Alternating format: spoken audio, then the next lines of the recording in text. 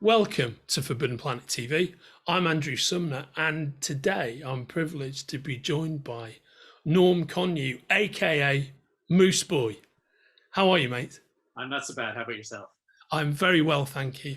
For those who don't know, you're a leading graphic designer, leading cartoonist. You've left your imprint across many visual pieces of splendor over the last 2 decades. You're heavily involved in Cartoon Network. We're here to talk about your first graphic novel, which is published by Titan Comics, The Junction, as a hardcover. It will be coming out in April, and everybody watching this can buy it from the links attached to this conversation. But before we get talking about The Junction, where did your nom de guerre come from? Mooseboy. It was well, obviously maybe you can hear it in the accent here. I'm Canadian, and though I live here now in the UK, but it is partially because of that. As a freelance animator, sometimes it's good to have a little twist just to make yourself stand out, and it has worked that people can't remember my real name. They remember Mooseboy. So they'll find my site and then contact me through that. So it's just a marketing tool, really. Yeah. It's a particularly good one, though. It is great, and as you say, it's supremely memorable. Yeah, well, it certainly rolls off the tongue better than Konyu. So. Now, can you tell me a bit about your journey to creating this unique piece of work that my colleagues at Titan Comics are very proud to publish? Yeah, it was. It started off as I guess it comes from the animation. I've been in animation for decades. As you mentioned, I haven't worked with Cartoon Network recently, but for a long time in the 90s and what do they call it, the noughties, I did a lot of stuff for them, and it was doing promotional material for them. So it was, they needed something from Scatoony or Dexter's Lab or whatever that didn't exist that they needed for a promotion. I was one of the people they drafted in to do that. So I've spent most of my career, it's been great, working with other people's creations, other people's styles. And it sort of got to the point in the middle of the teens that I was like, I don't even know what my own stuff looks like anymore. I have no idea. I've spent my whole time being a chameleon. So part of it came out of that. I had a story, this goes way back to 2012 was when I first wrote down the first kind of grains of the idea for this. But it was partially me experimenting with styles to find out what was me visually. And then the story came on after that. So that's how it started off. And to be honest, I didn't think I'd ever finish it. It's one of those projects that, kind of keep visiting over years. But I'm supremely proud. I got something done. Hey, Mom, got something done. Can you talk a bit, as The Junction has a very unique style. Can you talk a bit about that for me? Yes. See, I love two completely opposite visual kind of looks. I love vector work, which is something I get into a lot with animation, clean, crisp lines. But that can look sometimes a bit sterile and a bit childish almost. So I have an equal love of texture, especially painted texture, though I'm not much of a painter myself. So I was finding a way to marry the two, taking those vectors that I love so much and then pumping some textures and painterly effects into it to give it a warmer, softer, more mysterious look while preserving those lines that I like so much. So that came about after a while, and it's a bit of a time-consuming process because basically I'm doing the artwork twice. I'm doing it in vector, then going again in to get those textures in. And so to create that beautiful and unique look, and it's so interesting to hear you talk about that, because that's what I've been taken by, is to me sometimes almost the ethereality of your work while you're also working with these very, very defined and pronounced lines, and I think it creates an unusual response in the reader, that's very evocative. Hey, it wasn't something I was planning for. It was just something I stumbled across in my process of experimentation, and it seemed to work with the story as well. It didn't seem to work at all against stories. You know, some styles just aren't going to work with some sort of stories. So just maybe it's a happy coincidence. It all came together in the end. And you're telling a very interesting story in the Junction. Can you talk about that for a bit, please, Norm? Yeah, I can. Try not to do any spoilers. It is one of the stories. That's always the key. No spoilers. Yeah, and the reviews I've had are, have all been very much. We can't say too much because the more you say, the more it gives away kind of as it goes. But the bare bones of the story is that there's and this goes partially back. I mean, I was a child of the 70s. That was when I grew up. But the boy in this, he's a child of the 80s, which is a era I can remember better than the 70s anyway, and kind of goes back to my childhood in Canada, in the small town kind of existence I had. But this boy, Lucas, he goes missing along with his father, and he has disappeared for years and years. And when he returns mysteriously on his uncle's doorstep 10 years later, he's still the same age. He's still the same boy. And that is the mystery. He's not talking. He seems to be traumatized by whatever has happened to him.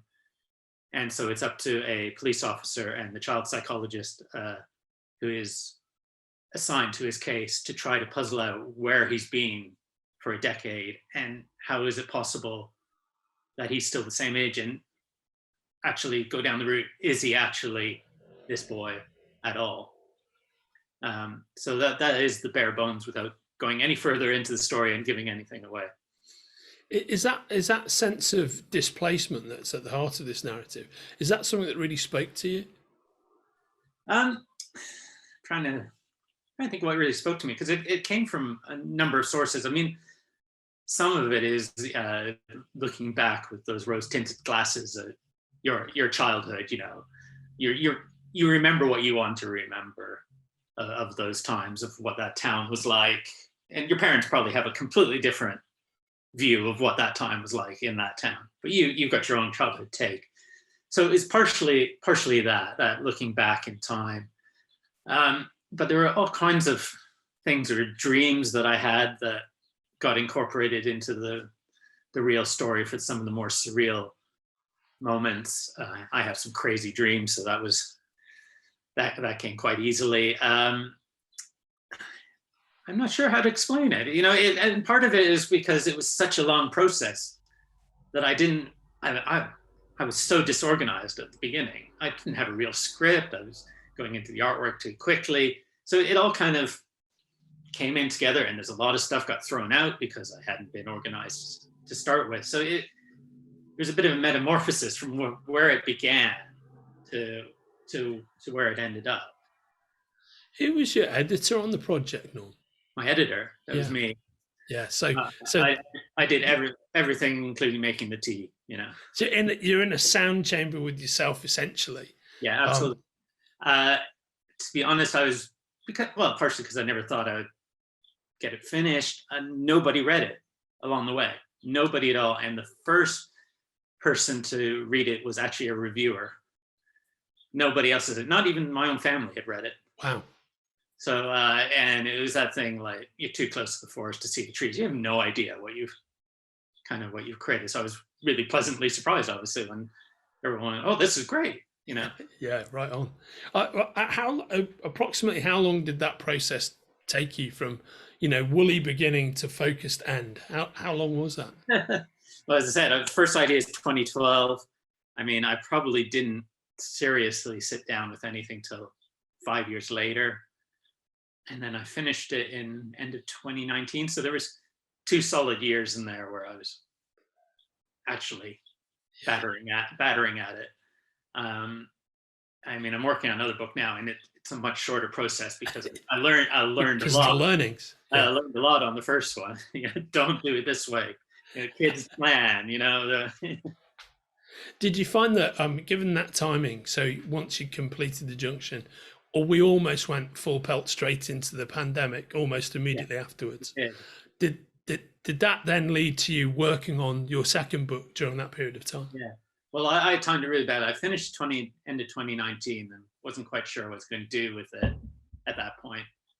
And then I kickstarted it in March of 2020, and a week later we all went into lockdown.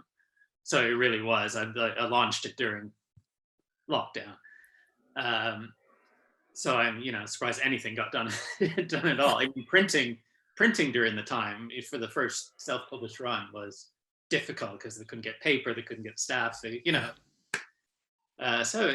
I choose my moments. I really do. I'm trying to think what the original question was. I really lost my train of thought. Oh yeah, it was just it's just the confluence of coming up with project number 2 and then the pandemic hitting, and how that was for you. Yeah, I've been lucky enough. I've had a job on in the last year where they pay me a retainer on animation. Yeah. So I get the odd day here and there where they actually haven't got any work for me, but I'm still being paid, which is unheard of in the freelance market. And I love that. So I'm like, I'm getting paid. I'm sitting down today and I am working, no putting it off, no lying in or anything. It's just, I'm being paid to do this. So go do it. That's wonderful. And what's your hope for what readers will take away from the Junction? Well, hopefully first they enjoy it. I mean, obviously.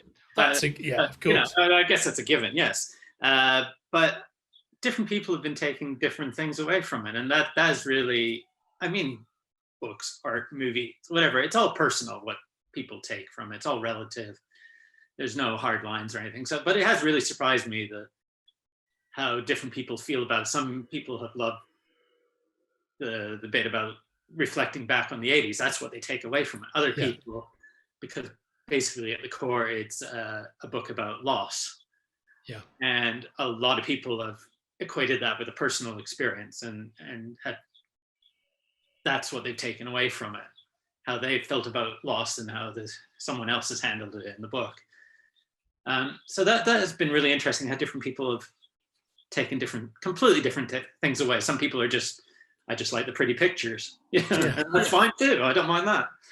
Yeah. I think being you and you're receiving a myriad of response like that must be a very interesting thing when it's something that you've had a direct personal relationship with for so long, as you've created it, as it's existed in your mind and it's existed on your screen, to then have conversations with people about that piece of work.